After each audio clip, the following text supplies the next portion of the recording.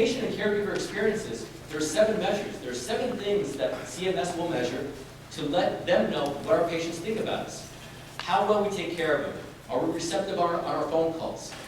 Do we provide them adequate appointment time? So forth and so on.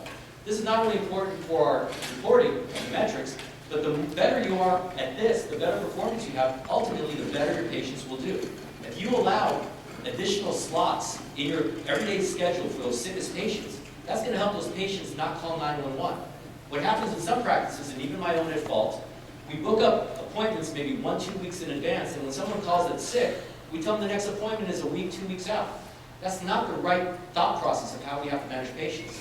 There are going to be patients that are well, that can wait, but there's going to be very sick patients that can't wait. And we have to make opportunities for those patients to come in at those particular times to be seen.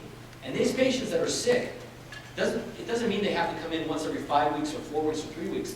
If they're sick enough that you think that they could actually benefit from seeing you in the office, you can see these patients every day for all CMS cares, because you're in a program that ultimately the goal is to reduce the cost of care.